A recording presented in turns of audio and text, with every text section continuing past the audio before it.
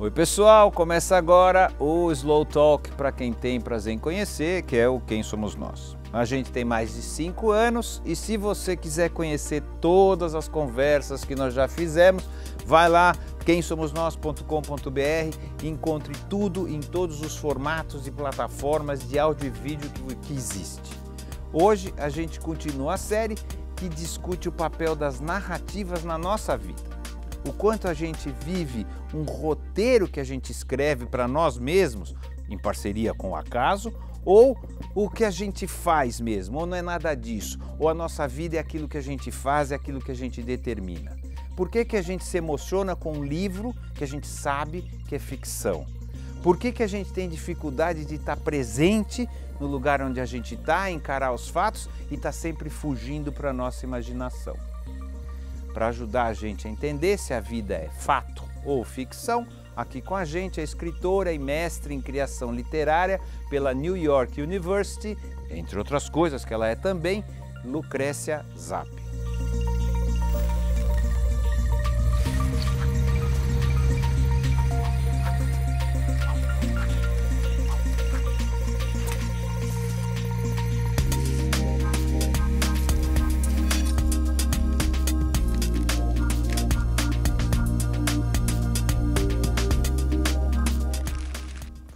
Quem é você? Bom, meu nome é Lucrécia Zapp, eu sou escritora, jornalista, também por formação pintora, estudei um pouco de filosofia e também fiz criação literária na NYU, em Nova York. E morei em alguns países, falo alguns idiomas, todos mal. E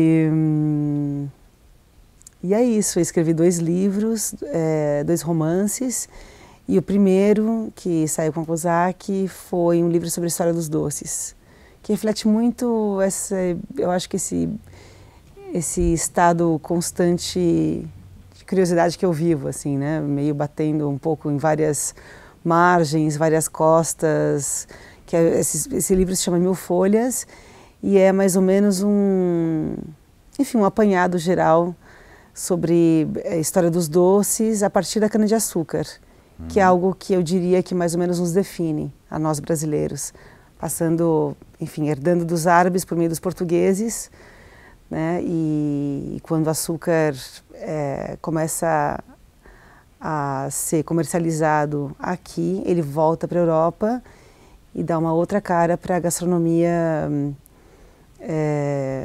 francesa, ocidental, mas também oriental, né? Também chega aos japoneses, enfim. Então, assim, é todo um passeio que também beira a ficção, porque tem capítulos onde eu falo de lugares imaginários, como a cocanha ou as várias cocanhas, né, onde, enfim, você tem aquelas fontes da juventude, ou fontes com leite, mel, aquela maravilha toda, né? Árabe, né? O paraíso árabe.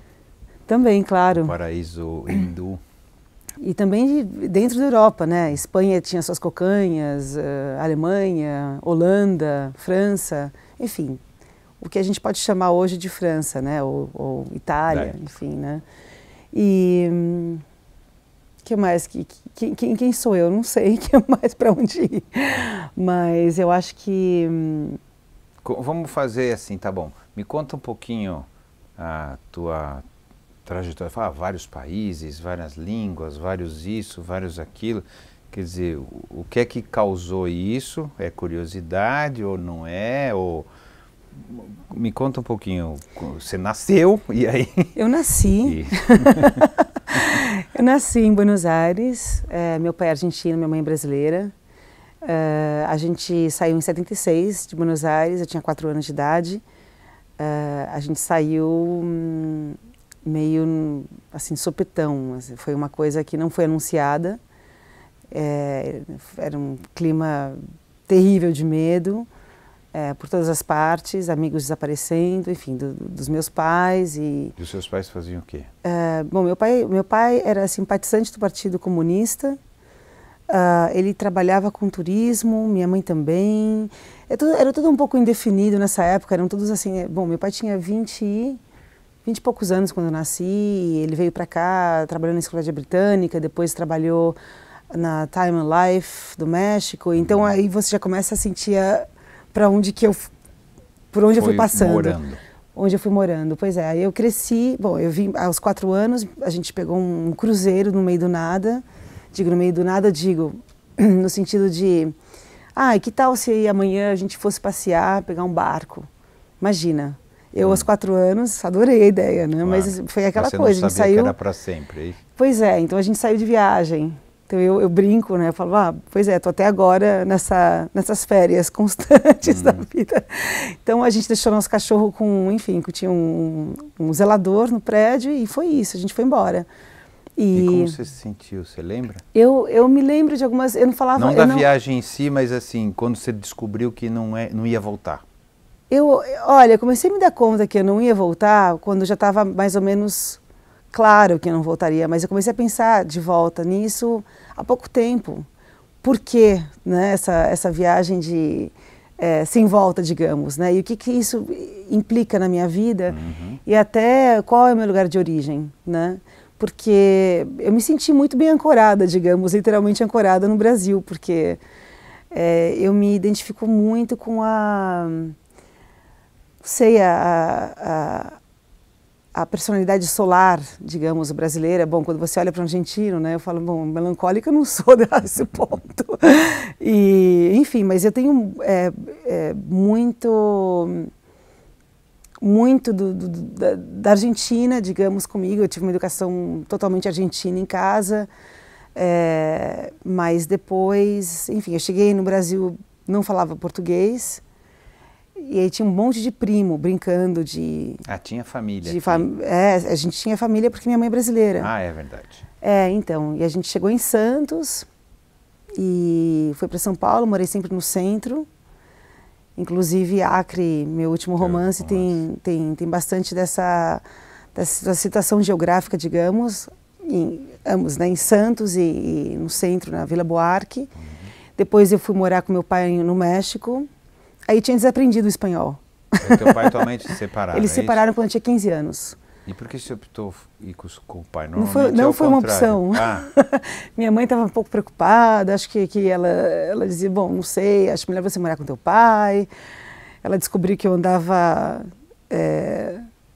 fazendo umas excursões para umas casas de show, concertos, né? Aquela época que teve bom, foi justamente depois do Rock in Rio, você deve lembrar bem, que tinha tanto show aqui em São Paulo e no Rio de Janeiro, e eu comecei a embarcar, mas enfim, eu era uma garota razoavelmente comportada, só ia ao show, de vez em quando ligava do orelhão, né, da escola, dizendo, mãe, cheguei. E ela começou a ficar um pouco preocupada. Ela falou assim, não, melhor é você voltar ali com teu pai, porque ele te segura mais. De perto de algumas pessoas, é isso? Mas eu não tinha exatamente uma turma, nem nada, mas eu acho que ela estava um pouco, não sei, eu acho que ela achou que eu não fosse dar conta do recado. Então, nessa época não tinha exatamente internet. E aí, como meu pai trabalhava na Enciclopédia Britânica, a gente tinha algumas enciclopédias em casa, tinha uma boa biblioteca, a gente sempre foi... A gente foi sempre leitora, assim, desde... Bom, somos 3 irmãs, né? Leitoras. E aí a gente lia um pouco de tudo, né? Mas voltando à enciclopédia em si, eu lembro muito bem desse dia que meu pai estava na Cidade do México. Eu procurei a Cidade do México, né? Porque não tinha foto, nunca tinha visto. Eu falei assim, será que a gente vai? Vitória, minha irmã, 2 anos menos do que eu, mais jovem. E aí eu abri a enciclopédia e eu lembro que o tema era poluição. Era uma foto assim, PB. Era a cidade mais poluída do mundo, depois de Cubatão, né? Algo assim. Aí eu abri na página da foto, e a foto era uma foto, enfim, até modesta, assim, pequenininha, mas metade era preta, assim, só com a silhueta da cidade e o céu. Eu não lembro bem se o céu que era a parte preta ou era a parte de baixo. Mas eu falei, Vi, o que você acha dessa cidade aí? Legal, né? Vamos nessa? Vamos? A gente foi. Levou o cachorro também, o outro cachorro que a gente tinha, um Beagle. E nunca mais... Bom, aí voltei para São Paulo muito tempo depois. Você ficou quanto tempo? Eu fiquei 2 anos no México. Tinha namorado holandês depois. Fui para a Holanda, estudei artes plásticas em Amsterdã, na Rietveld. Meu sonho era ser arquiteta. E aí acabei entrando na academia de arte antes de prestar para arquitetura, que teria sido em Delft, mas não. Aí depois eu tive um outro namorado, que aliás é o pai do meu primeiro filho, do Félix, na Bélgica. Fui para a Bélgica, mas nunca foi assim, eu digo que eu fui mais ou menos arrastada, assim, né? Ou gostava de me sentir levada, né, por uma grande paixão, mas eu acho que eu sempre mais ou menos escolhi fazer meu caminho bastante independente, né? Mas claro que eu acho que é sempre uma boa desculpa. Tem preço também, não é? Tem preço, né? Assim, pular para cá, para lá, etc. Acho que sim, mas eu não sei se eu me arrependi alguma vez de ter feito alguma viagem, ter ido parar em algum porto aí mais ou menos desconhecido, não sei. São rompimentos, não é? Ao mesmo tempo que são descobertas, são rompimentos. São eu concordo com você. São rupturas e descobertas. Rupturas e descobertas. Pois é, mas quando a gente resolve sair de um lugar onde a gente está muito bem, é difícil chamar de ruptura, né, ou rompimento. Mas, por exemplo, quando... deixa para trás, né? Deixa para trás, mas sempre fica, né, um pouco de... Enfim, as memórias ficam, né? Eu acho que isso é muito positivo, especialmente quando a gente está tentando escrever ficção, né? Porque eu acho que isso a gente acaba revisitando os lugares que a gente viveu, inclusive os lugares imaginários, né? E refazendo. E refazendo, pois é. Eu gosto daquela imagem, né? Quando a gente olha para o passado, tudo parece maior, mais bonito, né? E no fundo é um grande exagero, assim. É que a gente edita o passado. Pois é, claro. O cérebro edita o passado, né? Pois é, mas também tem aqueles buracos profundos que também fazem parte do passado que se tornam obsessões, assim, né? E a gente... Bom, eu não posso generalizar, mas no meu caso, eu acho que chamam tanto a atenção quanto essas memórias editadas, digamos, né? Claro. E eu acabo buscando bastante isso quando eu estou escrevendo. E por que você não pintou? Porque você queria ser arquiteta, tá certo? Você fez artes plásticas. Como é que isso caiu nas palavras? Que não necessariamente... É curioso, né? É verdade. Como que aconteceu esse desvio para o... Não é um desvio a palavra, mas assim, tudo parecia que ia ser uma coisa ligada à imagem, tá certo? Vamos chamar assim. Pois é, mas é engraçado, eu acho que meu texto continua sendo bastante imagético. Mas eu diria, quando eu saí das artes plásticas, digamos, ou não sei se eu alguma vez saí realmente das artes plásticas ou rompi com esse mundo, porque eu voltei para o Brasil e dentro dessa esfera da curiosidade geral, eu pensei, bom, mas o que eu vou fazer da minha vida, né? Não sei, nada está dando depois definido. Do México, depois do México, depois da Holanda, depois da Bélgica.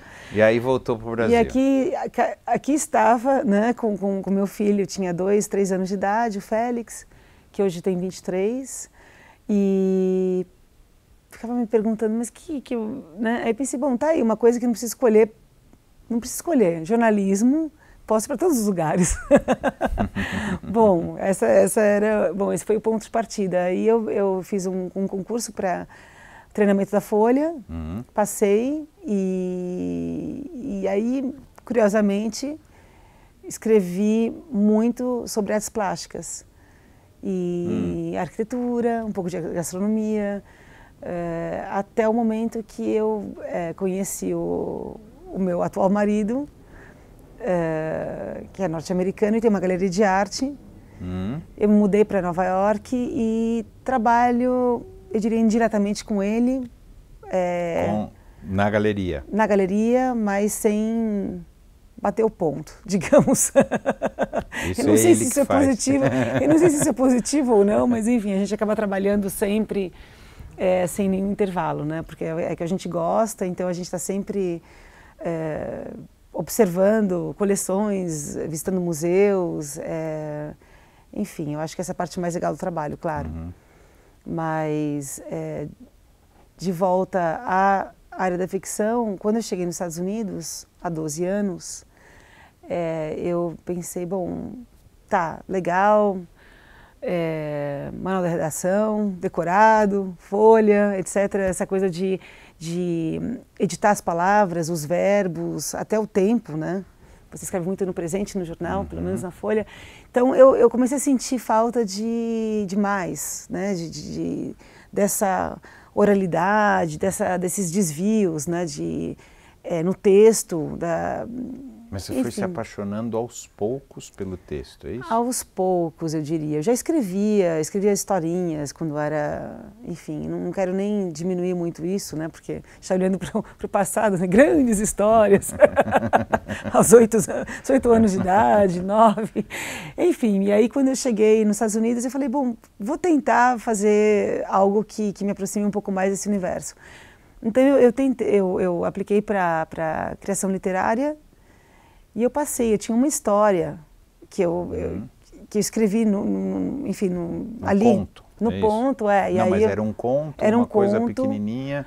Era uma coisa acho que tinha 17 páginas, algo assim, eu vi, né? Eles diziam, mínimo 15. Falei, putz, a minha tem tipo dois parágrafos, o que eu faço? Deixa eu dar uma esticada nesse negócio, ver o que dá. Nunca tinha escrito em inglês. E aí fiz uma tradução muito mal feita, talvez. E eles me aceitaram. E eu falei, puxa, mas... Aí fiquei com isso na cabeça. Falei, puxa, mas é no NYU e tal, né?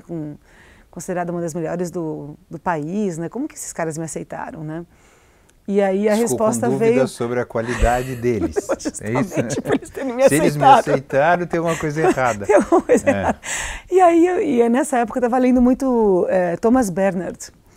E então tinha a urgência da urgência ali no texto, né? De você falar sem pontuar praticamente, um parágrafo que você começa e quando você vê 200 páginas depois está ali, né? Nem terminou, mas você fecha o livro. E aí, então eu estava muito muito empolgada, né? Com a oralidade, com a oralidade dele. Então eu chego na aula, isso, enfim, uma história que toda vez que eu paro para pensar, eu dou risada, porque realmente chego na aula, era um poeta sul-africano chamado Breiten Breitenbach, um cara que ficou muito tempo na prisão, lutou contra o apartheid, enfim, um cara importante nesse sentido da luta social, do país, enfim, política e contra o racismo. O cara olha para mim e fala assim, mas você que é a Lucrécia? Eu falei, sou. Ele falou assim, mas eu achei que você fosse um cara, um homem. Eu falei, bom, tá bom, com o meu nome, não sei, né? Tem homem chamado Andréa também, né? Mas Lucrécia ainda não vi. Ele falou assim, não, porque eu achei até que fosse um pseudônimo, Lucrécia. Eu falei assim, mas peraí, explica esse negócio. Eu falei assim, eu achei que você fosse um cara querendo ser o Thomas Bernhard. Imitando. Eu falei, nossa. E aí ele falou assim, achei legal, achei original. Eu falei assim, bom, tá aí. Esse cara era um dos caras que fizeram a seleção, né? O cara foi tão direto, tão... Falei, nossa, e eu falei, que coisa. Porque, bom, o que eu tô te contando do Thomas Bernhard, isso veio depois, que eu fiquei pensando, por que ele tá achando isso? Assim, claro, faz sentido, porque eu estava tentando imitar alguém. Claro. Né? E isso é natural da gente. É normal, quando você está começando, você ter um parâmetro. Eu acho que é super normal, é super saudável e é importante, porque... É a tua barra, né? Você fala assim, essa é a barra que eu quero chegar aqui. Claro. Depois, um dia, você acha o teu caminho. Estava até lendo um texto que o Philip Roth escreveu sobre os textos lidos dele mesmo, que ele leu, que eram dele e de outros autores, enfim, outros autores. E o que me chamou a atenção foi justamente isso. Ele dizia, é engraçado, quando a gente começa a escrever, a gente está olhando para os nossos ídolos literários e também está olhando muito, a gente está preso às nossas memórias pessoais, né? Ou à nossa história pessoal. E depois que passa um pouco esse período, a gente pode se dizer órfão da literatura, no sentido de que aí você ainda não se tornou, eu sou um escritor judeu, ou sou uma escritora feminista, ou sou uma escritora comunista, ou sou uma escritora brasileira. Então a gente fica meio flutuando. Livre e ao mesmo tempo justamente, perdido. Livre e perdido, mas assim, e aí é bonito que ele fala que justamente você tem esses cacos aí de memórias, de fantasias, de obsessões, por exemplo. E eu acho que é onde eu me encontro mais ou menos agora. Quando você me pergunta quem é você, eu fico justamente pensando nessas solturas, né? Que não deixam de me definir. Porque eu acho que não dá pra gente afirmar, né, quem é você.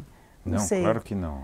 Por isso a gente é tantas coisas, eu desde vejo o momento que a esse gente programa acorda. é eterno, no sentido de que não tem fim e não tem resposta. Pois Mas assim, o legal, na verdade, é procurar. É o teatro da Penélope, assim, né? Você vai fazendo, você vai para uma direção, depois você Desfaz. desvia, desfaz, ou até eu vejo esse desfazer como você tomar um outro rumo, né? Você pode até, por exemplo, você começa com um tapete vermelho, quando você vê, acabou o fio, ou você vai parar num tapete zigue-zague verde e cinza, vai saber. Né? Então eu acho que é um pouco isso, né? A gente está um pouco, como você disse, perdido, mas... E é interessante isso, a questão como questões que te marcam vão dando essa cor ao teu perdido, né? Por exemplo, a questão da oralidade para mim, com tantos idiomas que eu provei ou que eu tive o prazer de ouvir, tentar interpretar. Às vezes você está numa roda, você está tentando entender alguma coisa e você observa muitos gestos, né? Você já mais ou menos saca se a pessoa está indo para o caminho mais negativo ou positivo. Pelo menos. Pelo menos. E a questão também não sei, das fronteiras, né? Quais são as fronteiras, por exemplo, quando a gente estava falando sobre vir da Argentina para aqui no Brasil, né? Depois estar em outros países e voltar... México, Holanda, Bélgica, começar a se perguntar, Brasil e agora Estados Unidos. Pois é, e da onde que a gente realmente vem, né? Isso é curioso, aí a gente começa a pensar nas fronteiras, aí tem as fronteiras sociais, as fronteiras mais físicas. Eu acho tudo isso muito fascinante, eu acho que isso me define ou desdefine. Mas você como... se sente o quê? Brasileira? Eu sou paulistana. É? Eu estava no Rio de Janeiro, alguém me perguntou, mas você é o quê? Eu falei, eu sou paulistana da Gema. Sou do centro de São Paulo. Claro que eu tenho muitos lugares agregados, né? Por exemplo, a Cidade do México, eu me sinto muito bem. Em casa. Em casa, desperta, viva, sabe? Em Nova York também, mas eu não sei, eu acho que eu sou mais dos becos de São Paulo, sabe? Eu gosto muito... O que te identifica com São Paulo? Eu não sei, eu sou uma pessoa que caminha demais não, muito. Eu me identifico com as ruas de São Paulo, os recortados, a falta de... o lugar bombástico mesmo que a cidade é, pelo bem e pelo mal, né? Então, os remendos, enfim, tudo que faz uma cidade, também as gírias do lugar, a comida, a impaciência, né? A ansiedade de um paulistano, eu acho que eu sou muito isso também. Talvez... eu cresci aqui, assim, a minha maior memória são os anos 80, né, da cidade. Então, era uma época de pegar... Eu acho que é uma época em que, enfim, as cores, né, me marcam muito da infância, esse preto e branco, esse asfalto da Paulista. Eu lembro que era uma avenida muito... Enfim, eu lembro, não que eu não tenha passado hoje pela Paulista. Mas a Paulista mas que está aí... que me marcou, assim, né? Aqueles prédios mais com concreto. Acho que esse tipo de textura me marcou muito e eu me sinto muito vinculada a isso, né? Por exemplo, quando ali onde tem o Spot, né? Que era a Caixa Econômica Federal, ali... esse tipo de rearranjo urbano, digo rearranjo porque não tinha muito espaço, né, para praças, e eu achei interessante, toda vez que eu passo por ali, eu vejo aquela fonte do Spot, é legal estar fora para a gente reobservar. Dá valor. Né? Dá valor e também para sentir alguma coisa diferente, né? Fora do... Então, assim, você vê que não tem muitos espaços... Tem espaços públicos em São Paulo, claro, mas não realmente dedicado, onde você se sente convidado a sentar, né? Então, assim, essa passação, assim, né, a rapidez urbana paulistana, acho que está muito marcada, infelizmente, em mim. Infelizmente, por quê? Infelizmente porque não tem um convite para você refletir, sentar, né? Muito claro que você pode sempre ir para o Ibirapuera, ou Trianon, mas você está se deslocando, né? Para você estar num lugar mais ou menos... Você tem que ir para encontrar esse tipo de paz, é isso? Paz não, mas eu diria um lugar simplesmente para você sentar e ter uma conversa mais ou menos que num lugar aberto, que não te arraste para o shopping, sabe, esses lugares mais, ou atrás dos muros, né, isso sempre me marcou, sempre me chamou a atenção, a nossa cultura, né, dessa cidade, realmente você está muito fechado, especialmente jovens, né, eles crescem achando isso normal. Tem uma questão da violência também, que é importante. Claro, né?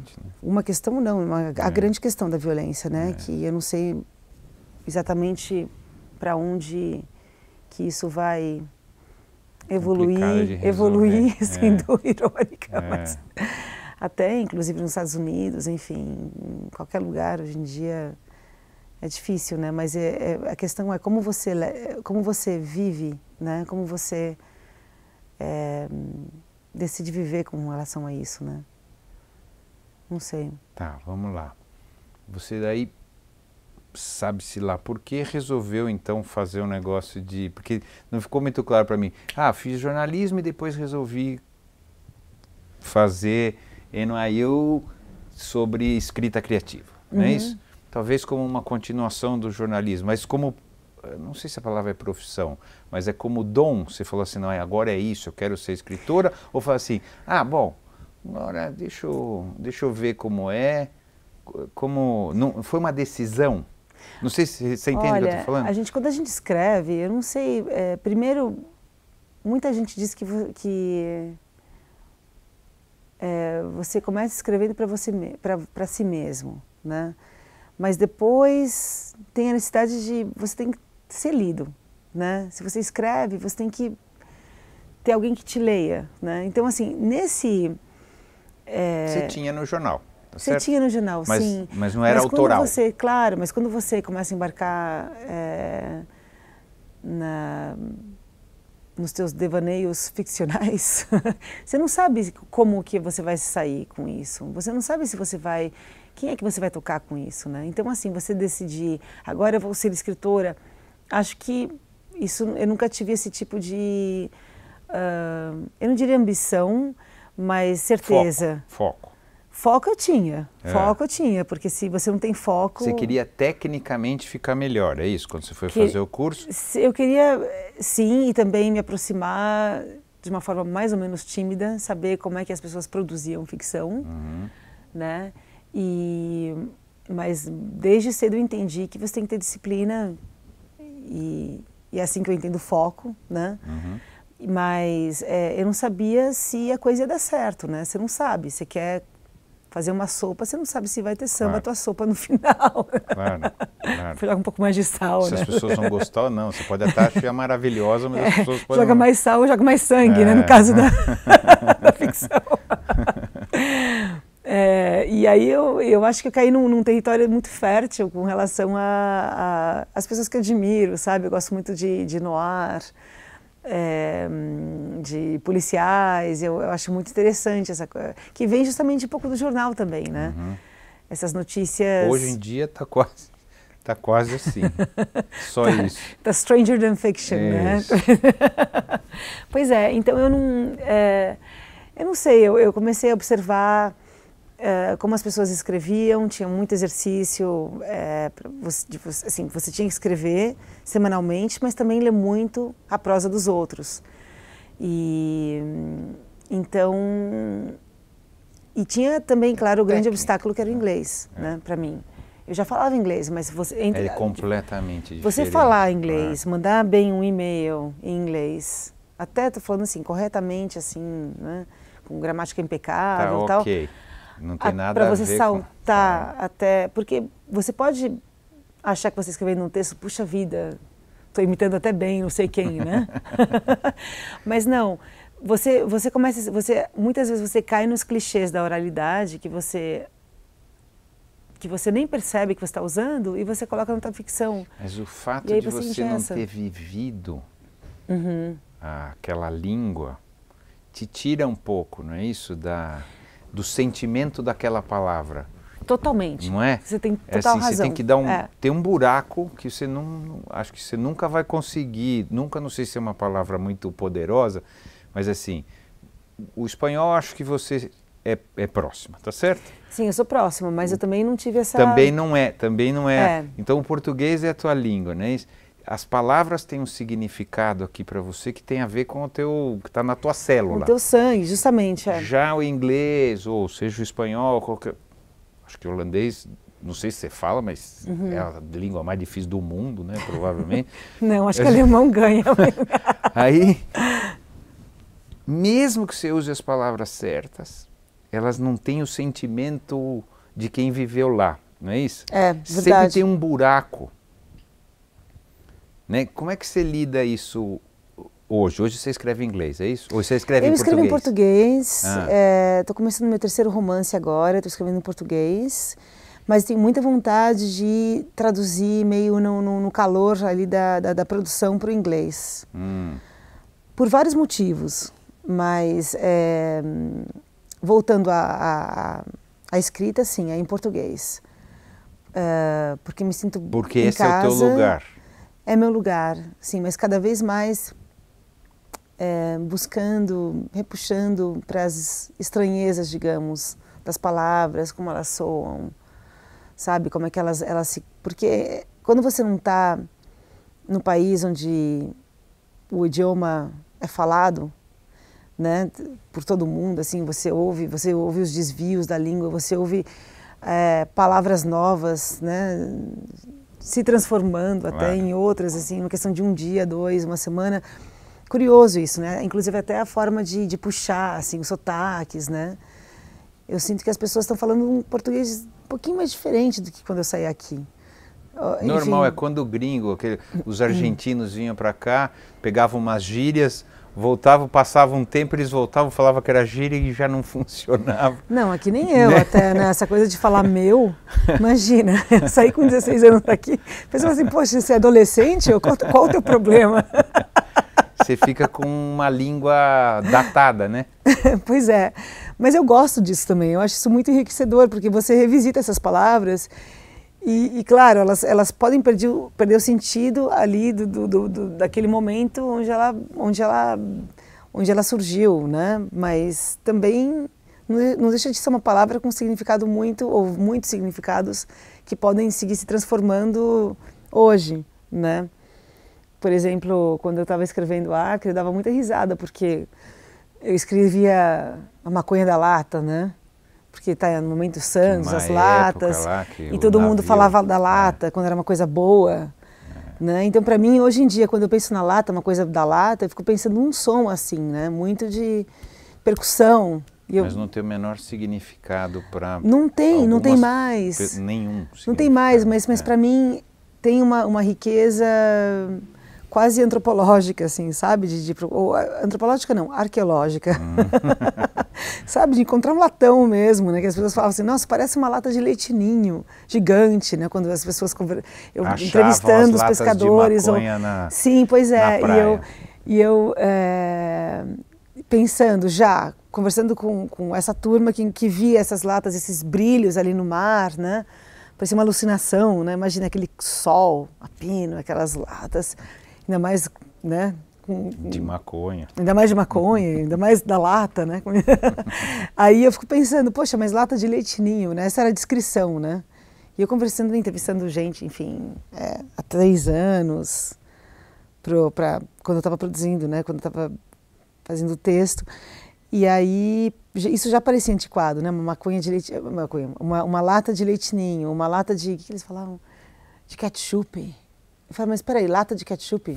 Como assim? É que é ketchup industrial. Industrial, justamente. Então, segue se transformando, né?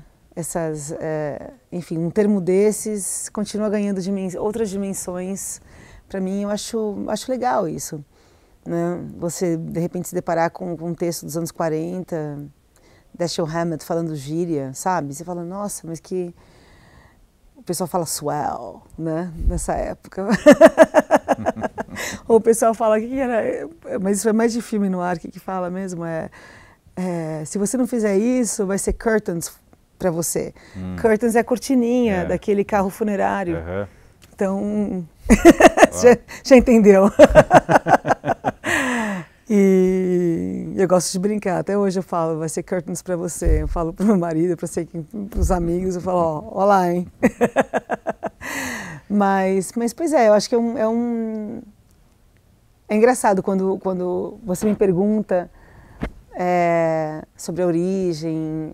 Eu sempre vejo mais ou menos, quando eu começo a distrair, assim, né, eu começo a relaxar, não tento pensar muito o que é isso, transformar em palavras, sempre vejo um mar, assim, sabe, meio as ondas, uma dobrando a outra, sabe, ou deitando em cima da outra. Eu acho que é um pouco isso, assim, que me define. Se é que faz sentido algum. Faz.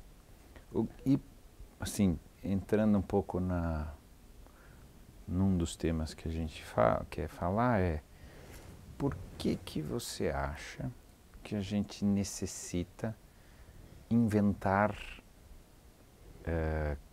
histórias? Qual que é a tua opinião para isso? Qual que é a tua necessidade pessoal, se é que tem uma necessidade pessoal, assim, eu preciso inventar história? E por que nós precisamos disso aí? Para quê? Já que a gente tem a vida toda acontecendo, e a vida às vezes é muito mais maluca, né, do que as coisas que a gente imagina. Por que você acha que a gente precisa disso? É engraçado, né? Bom, quando você me pergunta por que a gente precisa inventar uma história, eu me vejo assim, aos 6 anos de idade, tendo feito alguma arte, né, por aí. Claro, você quer livrar teu corpo, né? Mentindo. Mentindo, óbvio, né?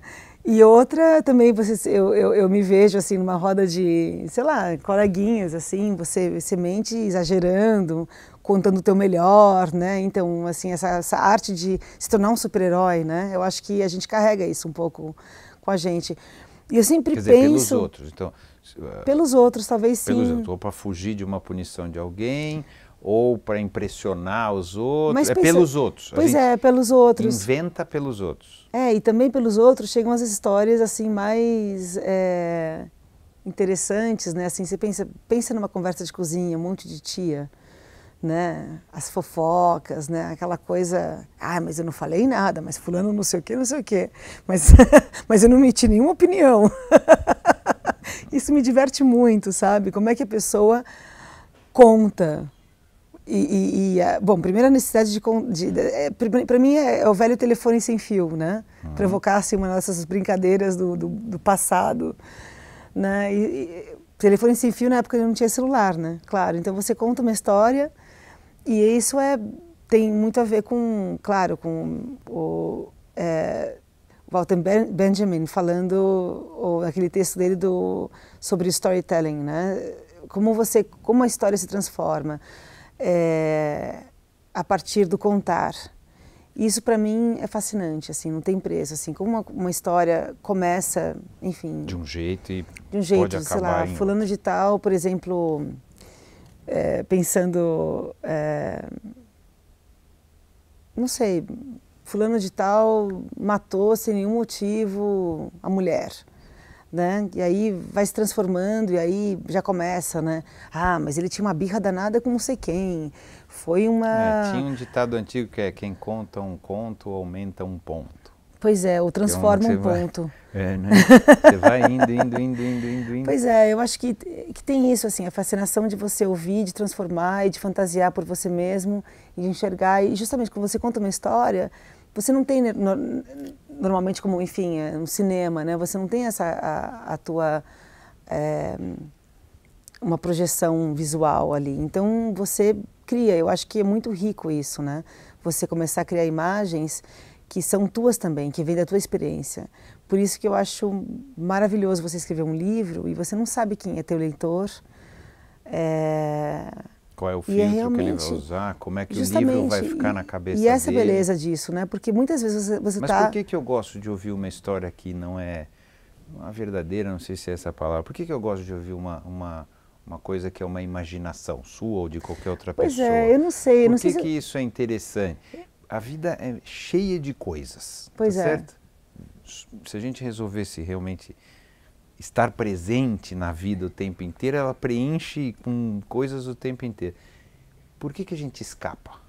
Por que é importante viver alguma coisa que não é o fato? Olha, é sempre assim, eu né? Eu não tenho essa resposta para você, mas eu me lembro na tua opinião, no teu sentimento, não é uma coisa definitiva. Claro, mas eu acho que eu estava, enfim, para citar um outro escritor, o Cortázar, que eu gosto demais, quem não gosta dele, mas ele fala que pra gente, ele fala muito da questão do absurdo, assim, sabe? Que é tão mais legal a gente ler uma coisa absurda e faz tão mais sentido pra gente do que ler algo que tenha muita lógica e a gente se identifica com isso, né? Porque eu acho que é isso, é o corpo que muda constantemente e a gente se reajeita e também a gente traz todos esses... A gente não é só o que a gente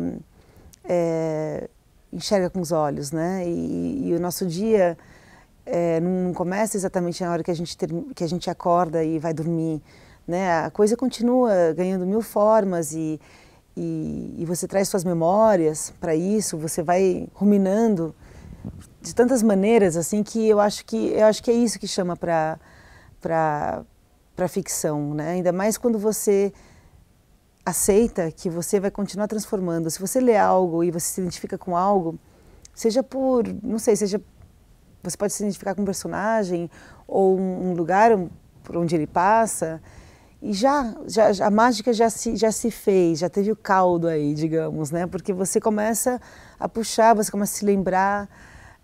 Eu acho que ficção boa faz isso com a gente, né? A gente fala assim, nossa, mas peraí, eu lembro isso aqui eu vi em algum lugar, né? E está num livro. Por identificação. Né? E eu acho isso bonito de um leitor continuar transformando o teu próprio livro, né? Porque a gente às vezes acha que tem controle total e não tem nada. A gente às vezes fica ali agonizado ali com aquela coisa, não, mas tal coisa não faz sentido. No final você tem que relaxar, porque muitas vezes o que o leitor vai enxergar, ou vai ler, ou ele vai se identificar ou vai se transformar a partir de outra coisa que você nem viu ainda que tem no teu livro, né? Então, assim, é uma coisa... Ou que não tem, mas o leitor preenche ali, né? Totalmente. Quando... É engraçado, assim, as reações, né, que você tem, assim, por exemplo, com o Acre, né, o meu último livro, que foi lançado no ano passado, pela Todavia, muito... Algumas pessoas me disseram, nossa, eu estou asfixiado. E me chamou a atenção essa palavra, asfixiado, não consigo respirar. Fiquei pensando, puxa, por quê, né? Não tem ninguém... A ideia não era afogado. essa, a ideia não era essa. A ideia não era essa, engraçado isso, né? E eu comecei a pensar, por que eu estou despertando esse tipo de reação? E eu comecei a pensar, e aí muitas pessoas me perguntavam, por que a escolha de um narrador homem, né? E aí eu comecei a associar esse tipo de reação da pessoa se sentir asfixiada com a narrativa. O fato de ser homem? Não o fato de ser homem, mas Porque eu queria entender um pouco mais o universo feminino a partir do universo masculino, talvez, eu não sei. Talvez um pouco também da mulher, que ela não aparece muito, ela é meio esboçada. Você não vê direito o corpo, você não sabe exatamente como é que são as feições físicas da Marcela, por exemplo, dessa minha personagem, da Dona Vera, enfim. E eu acho que aí você começa a ganhar uma espécie de uma força sobrenatural, digamos, quando você não tem muito corpo, porque aí você se prende às palavras, ao que elas dizem, né?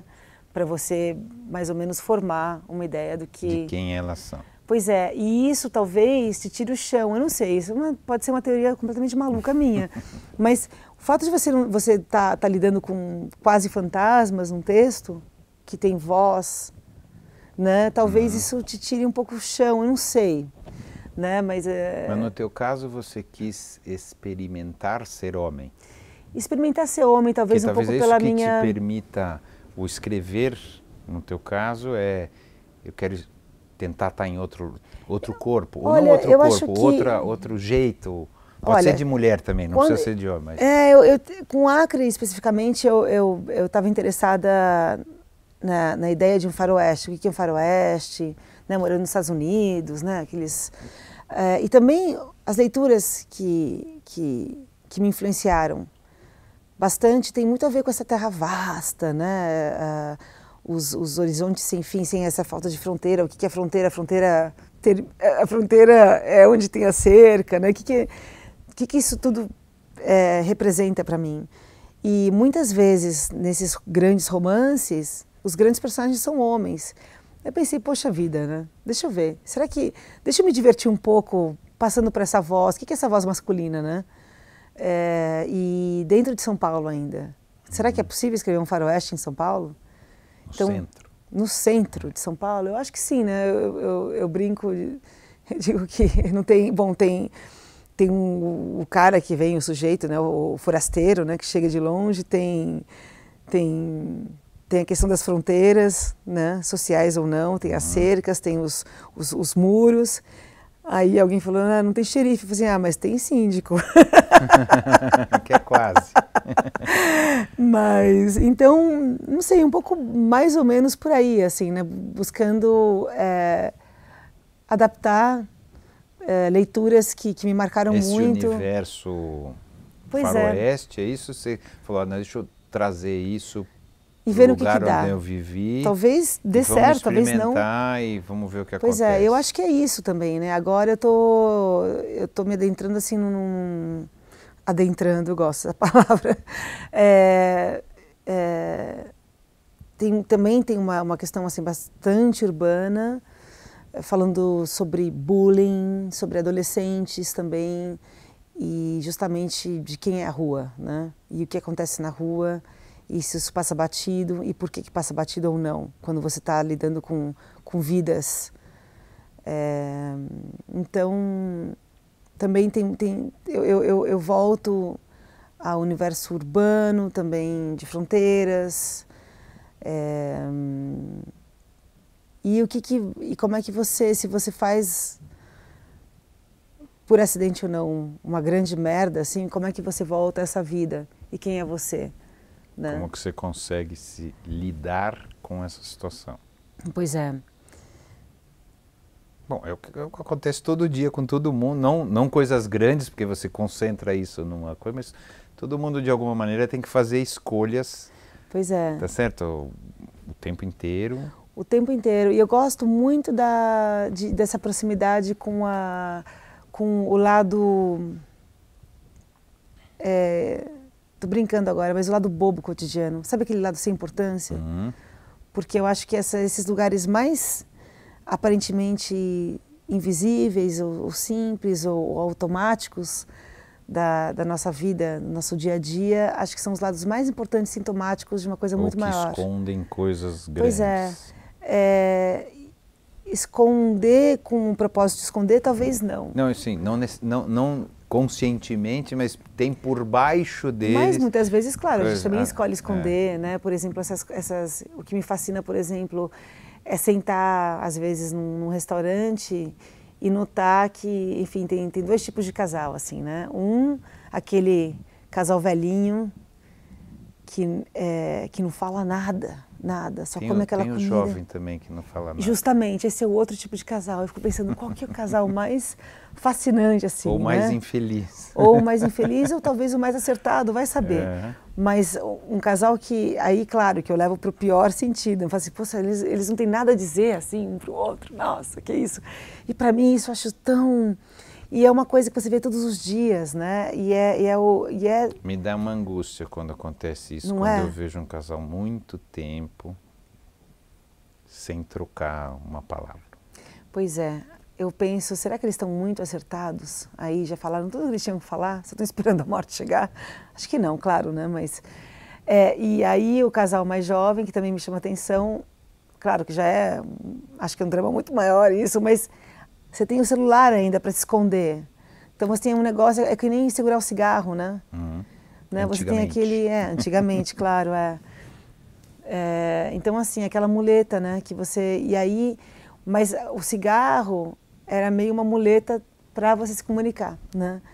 E o celular é o contrário, é uma muleta para você se calar, porque você está aparentemente se comunicando por meio dele. Então, aparentemente, você está fazendo uma coisa muito importante quando você está digitando, né? Sabe-se lá o que, né?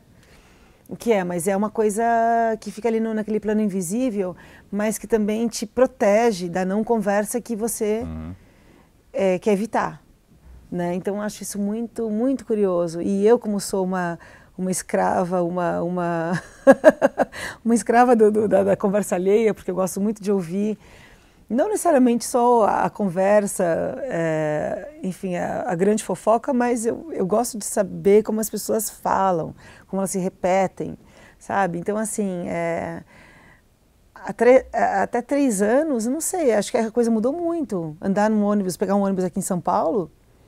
É diferente. É diferente, as pessoas não falam. Não mais. Então, assim, eu tô quase... Ou você puxa assunto...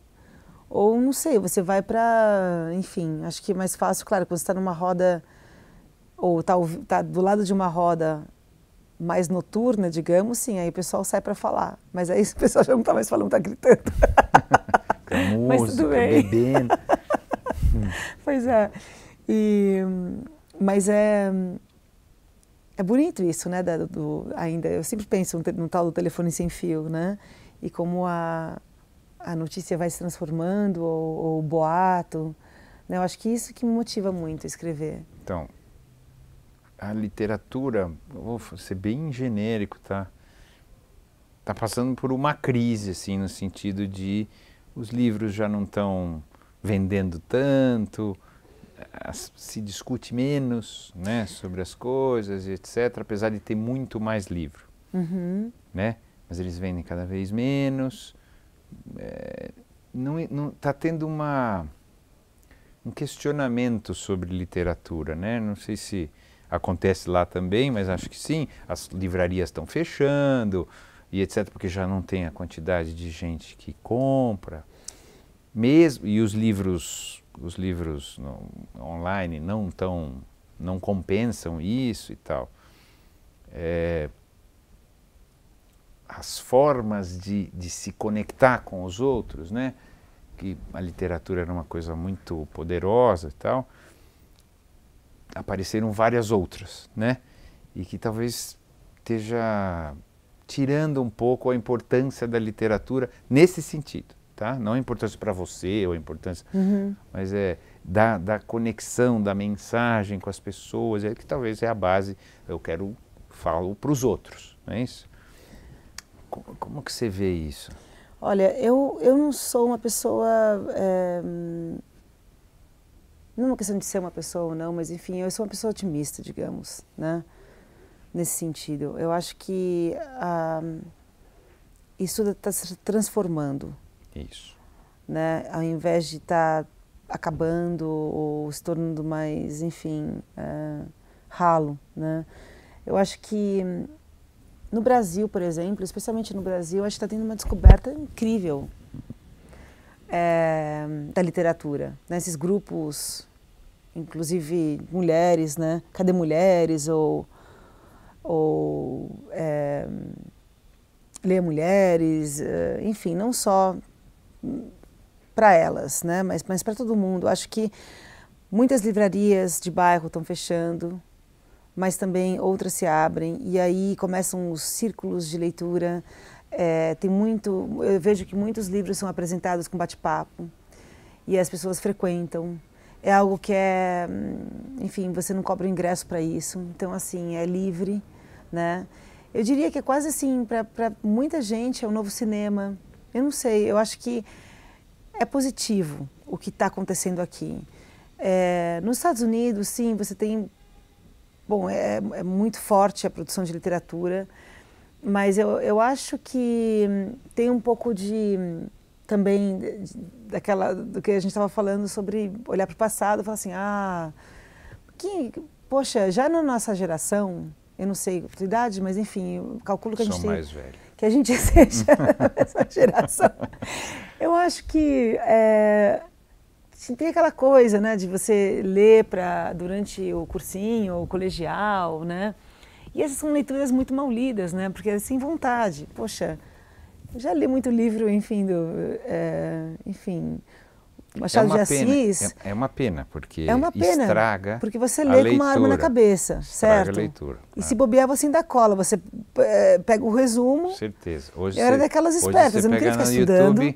No YouTube ou na internet, você já pega o resumo do livro, nem o livro precisa ler para poder fazer a prova. E aí você resolve, né, num belo dia de chuva, revisitar, né, o Machado, enfim. Você fala, puxa vida, uau, olha o que eu perdi. Mas, pois é, você não está pronto. Acho que você está pronto para ler quando você está realmente com vontade de... Claro que o incentivo, o empurrãozinho, o empurrãozão sempre ajuda, assim, né? Eu tenho 2 filhos e sempre insisti, né? Eles leem tanto quanto você lia? Meu filho, eu tenho 2 meninos, eu tenho um enteado também. O meu mais novo é um super leitor. Já fui chamada na escola para levar bronca. Estava lendo um dia... Não foi bem chamada na escola, foi durante uma reunião de pais. Vieram 2 professores falar comigo, perguntar se não estava pegando pesado, porque ele estava levando Guerra e Paz para a escola. Aí eu falei, Benjamin, é o seguinte... O livro está grande, corta o livro em 5 pedaços, dane-se, o importante é você ler. Ficar belezando, tudo bem, é ótimo, é bonito você ter um livro, objeto, mas o que interessa mesmo é ler.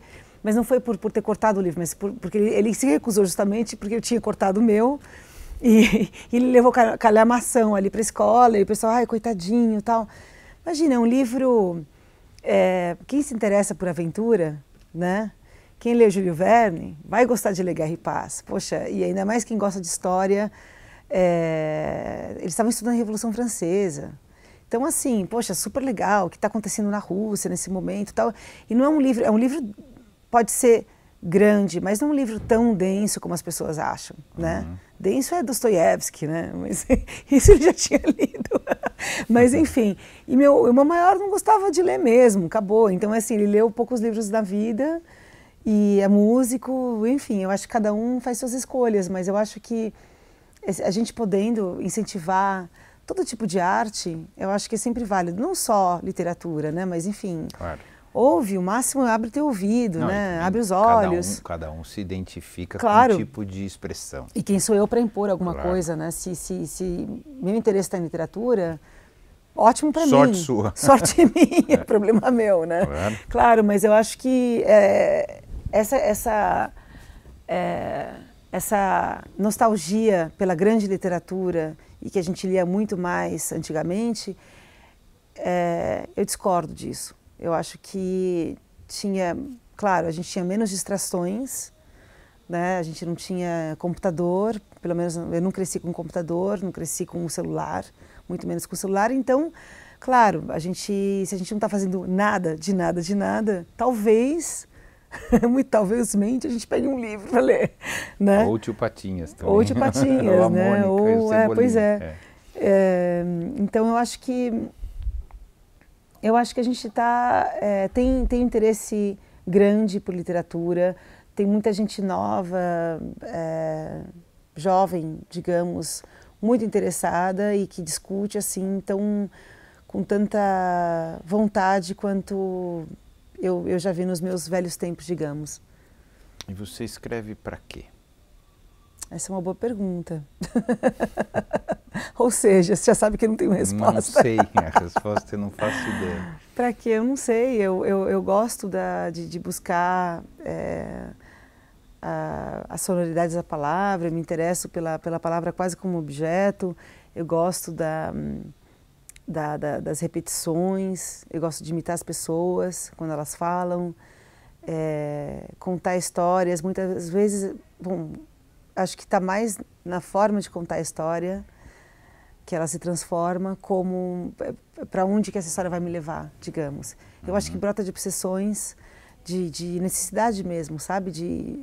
Sabe quando você dá voltas ao redor de um assunto que você não resolve ou algo que você não consegue explicar mesmo? É uma maneira de botar para fora alguma coisa dentro de você, é isso? Pois é, que bom que ainda não caí com a física quântica tentando explicar a origem do... Não, mas eu acho que são momentos que, eu não sei, por exemplo, questão das fronteiras, questão Mas é alívio ou procura de resposta? Porque no final, pelo que você está me dizendo, eu entendo assim, você escreve para você. Eu acho que a gente Apesar de querer ser lida, né, você escreve por você e para você. Para se aliviar ou porque você está procurando alguma coisa? E o ato de escrever... Eu acho que estou procurando alguma coisa, acho que estou procurando alguma coisa. Aliviar, assim, eu não me sinto, sabe, porque eu acho que nunca alivia, só complica. No meu caso, muito pessoal. Não dá certo. Eu acho que pois é, você começa a escrever, o livro nunca está pronto, só na hora que você solta a caneta você empurra o computador, sabe? Porque a coisa continua se transformando. Eu acho, por exemplo, eu fiz uma promessa, não sei se deu muito certo, eu disse assim, não vou sofrer dessa vez. Porque o meu primeiro romance, Ursa Preta, nossa, Normal, primeiro romance também, não é isso? Pois é, primeiro romance, mas eu acho que é mais difícil quando você entra para valer nessa estrada, porque você... É que nem correr pela primeira vez, digamos. Né? Não sou maratonista, mas... Mas eu acho que você chega do jeito que você pode chegar, que você consegue chegar, né? Arrastado, né? De joelhos, eu não sei como você... Mas você quer terminar... Mas tem que cruzar a linha. Tem que cruzar a linha, E aí eu diria que no segundo romance, ou o terceiro, que agora é o meu caso, enfim... Eu acho que você já, mais ou menos, você acha pelo menos que você tem certas técnicas de sobrevivência, digamos, né? Então você vai mais ou menos por aí. E aí é que está o perigo, porque o perigo não, ou a dificuldade, ou o desafio, porque são escolhas. Você está escolhendo seguir certos métodos que você mesmo pode ter criado. Você fica confortável com isso, ao mesmo tempo te mas impede de achar outras coisas. Mas é uma responsabilidade nesse sentido também. Porque você diz, não, eu estou escolhendo esse tipo de narrativa, eu estou escolhendo esse ritmo, né? Então são escolhas, e aí, se você faz uma escolha, você pergunta, por quê? Por que essa e não a outra? Por quê? Justamente, aí começa, né? E aí a coisa fica um pouco mais, eu diria, pode ficar um pouco mais travado, né? Porque no começo você escreve e fala assim, dane-se, foi assim que eu fiz. É o que eu sinto, uma coisa mais natural. Sou eu, etc. Tem essa coisa mais... ingênua, talvez. Talvez, mas é aquilo que o Philip Roth estava falando, que eu estava te contando sobre o primeiro livro, né? Que são você tem o teu ídolo literário ali, né? E você também tem a tua história, tua trajetória pessoal, né? E depois deixa um pouco, né? De ser só isso, né? E claro que você começa a se identificar e se posicionar também com relação aos outros escritores também, né? E você se pergunta, né? Por que eu estou seguindo essa linha, né? E fica mais difícil, mas dessa vez eu disse, eu não vou sofrer, porque essa foi a tua pergunta inicial. A pergunta era se era para aliviar ou para achar respostas. Achar respostas, pois é. Eu acho que não alivia. Se você escrevia para tentar responder coisas para você. Não alivia e não encontro resposta. Então, mas a gente, né? Parece que eu tenho múltipla personalidade, né? Nossa. Talvez. Você e seus personagens. Pois é. Então, mas eu acho que é a vontade de contar e descobrir como é que esse contar se transforma e vai se transformando, vai abrindo para justamente para o universo, assim, para o mundo, né? Que vai se interconectando com um personagem que você começa, por exemplo, você descreve, se relaciona com, por exemplo, o tapete, né? Ou a parede que divide o universo dele com o outro, e as coisas vão seguindo, sabe? Eu acho que é um grande fio, né? Que vai construindo uma malha, e eu acho isso fascinante, né? Porque lida com muitos caminhos, e eu acho que né? Destinos, e eu acho que isso é interessante, assim, porque talvez para escolher um desses, ou do alívio, ou de buscar respostas, talvez as respostas, e no final que voltam para você, né? Quando você olha para o outro, você está tentando descobrir quem é você também, né? Momento certo para a gente fazer a pergunta que fecha o programa. Então, com a tua experiência, com a tua arte, quem você acha que nós somos, nós, seres humanos? Como você define isso? Quem somos nós? Eu diria que que nós somos andarilhos constantes, né? Buscando onde é que a gente cabe, onde é que a gente consegue se sentar, se ancorar, se identificar com o quê, quais são os lugares que a gente conhece, desconhece. Eu acho que é mais ou menos eu não sei, eu vejo uma argila, né, muito maleável, assim, né, que onde é que você se encaixa, talvez. Quem que molda essa argila? Eu não sei, eu acho que nós, né? Acho que a gente